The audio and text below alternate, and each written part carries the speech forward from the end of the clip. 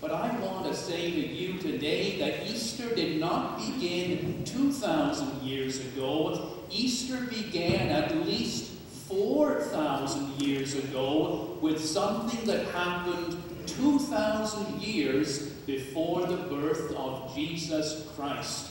We're going to go far back into the dark shadows of time and see the place where God made the promise that would be fully realized on Easter morning. 4,000 years ago, the Spirit of God went into a place called the Ur of the Chaldees, modern-day Iraq, and it called forth a man whose name was Terah. And Terah was drawn by God out of Iraq and began to move towards the promised land. But Terah was an old man, and he only made it as far as Haran, and there he settled. One of his sons went by the name of Abram, and there they made their life, and they grew and strengthened. But when Terah died, God said to Abram, "Rise up from this place, I am taking you somewhere else."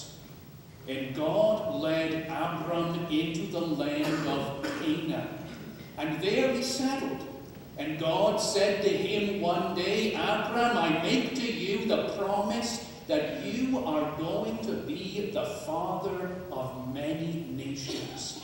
I will give you more descendants than you can count." And Abram said to God, "How can that be? I don't have any children. If I were to die now, the person who would inherit everything I own would be Eliezer, who is a slave in Syria." And God said to Abram, "Come out from your tent and look up at the night sky.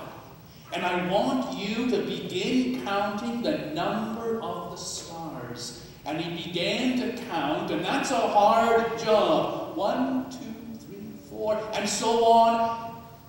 And God said, "Abram, you will have more descendants than all of these stars.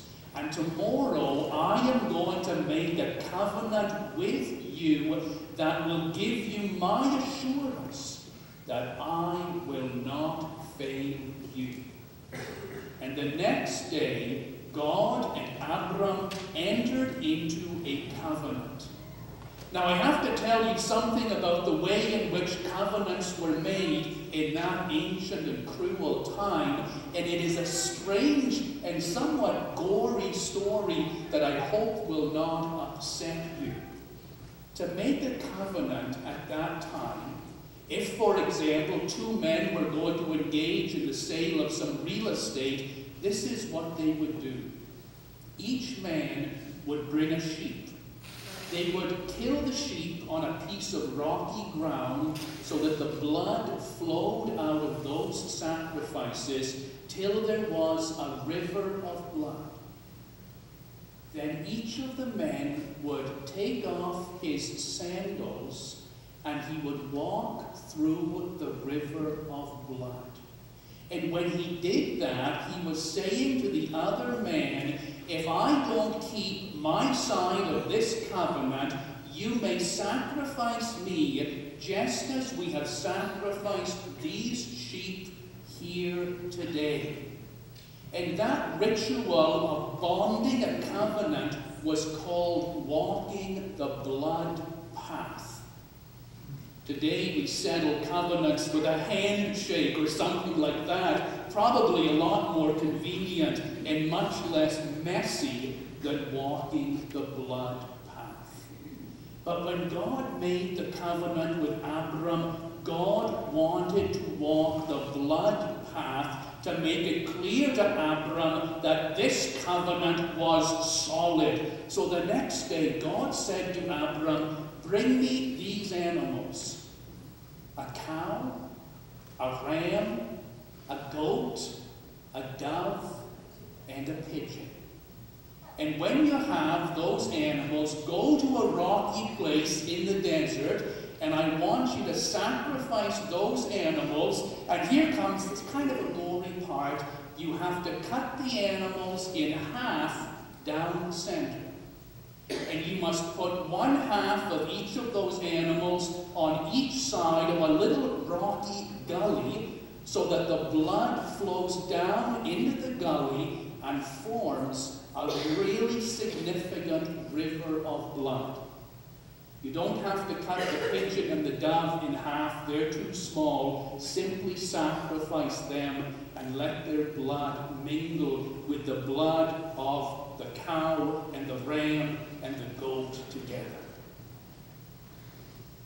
So Abram did that out in the desert, in a place where the rocks sloped together and formed a little gully. And when he did that, you can imagine what a gory and horrible scene that was, the blood flowing from these sacrificed animals. And then Abram knew what had to happen. He had to take his sandals off and walk the blood path with God. But when Abram began to think about the implications of covenanting with God, he was filled with terror and with fright, and he thought to himself, I cannot do it. Because he said, if you make a deal with another man, and if you break that deal, well, maybe that guy will let you off. But if you break a deal with God, and if you have walked the blood path with God, and you then don't live up to your side, what will God do to you?